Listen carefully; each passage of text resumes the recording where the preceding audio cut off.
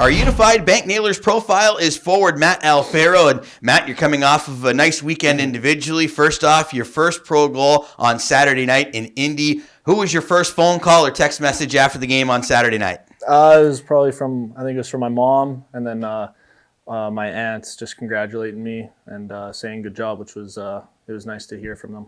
How special of a moment was that for you? And when you let that shot go, you were right inside that post. That was perfectly placed. Yeah, it was nice. It was a great screen by Pelly, and just to get the first one off the back and kind of go from there is it's great. How have you enjoyed your first month or so of playing pro hockey? Obviously, this is a new chapter for you in your career. What have you liked about it? It's been good. Just coming to the rink every day and everyone, like, professional atmosphere. I think it's been good. The pace has been a step up from where I was last year, but I've been starting to get more comfortable as it goes along, and really just the first step for my career, and it's been really exciting.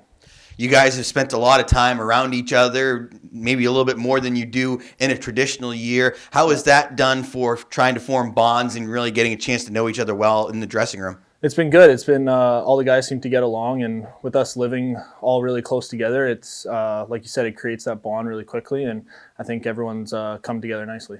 What do you notice about this team early on that gives you some good hope going forward that you guys will be able to start putting some wins together and have some success in this league? I think just like our speed, our skill up front, and our back end, I think is really steady, and then obviously our goaltending has been strong. Even when we've lost games, we're right in all the games in the third period. We're a couple more bounces, and we should have a couple wins. So it's really exciting going forward.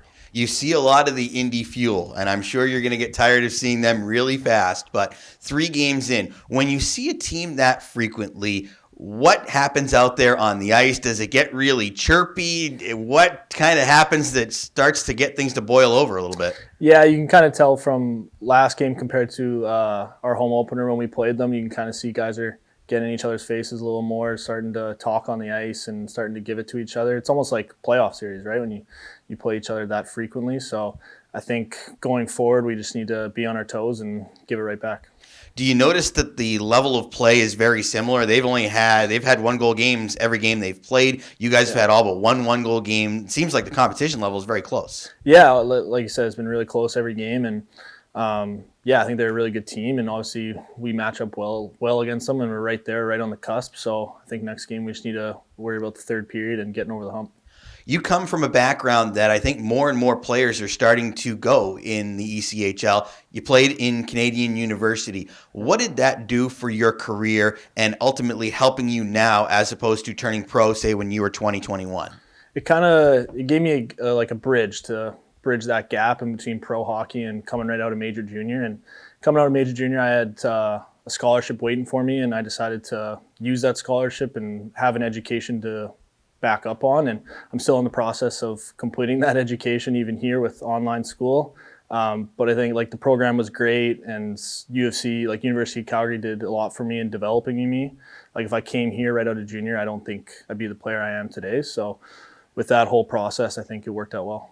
You mentioned development. Is there a certain area that you notice is stronger than another? I feel like we see a lot of guys maybe a little bit physically stronger and more mentally mature. What did it do for you? Yeah, I think just mentally mature, showing up to the rink every day, more of the off-ice stuff with handling with school, handling hockey and everything like that. It's made me a more mature person, and then that's translated to on the ice.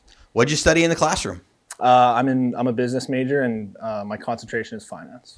Is that something you want to pursue down the road? Yeah, it's something once focusing on hockey, but once hockey wraps up, that's something I'll definitely pursue.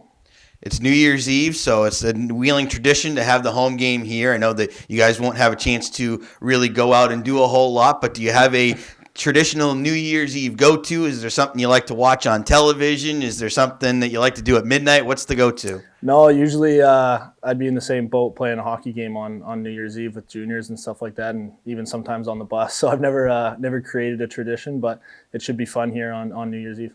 You get to experience with the guys. Hopefully you're all celebrating your first win of the season. Matt, I appreciate you spending a few minutes with me. Congratulations on your first pro goal and a really nice start to your pro career here at the Nailers. Thank you. That was Nailers forward Matt Alfaro, our Unified Bank Nailers profile during intermission coverage. We'll come back with second period action coming up on the Nailers Broadcast Network, presented by Main Street Bank.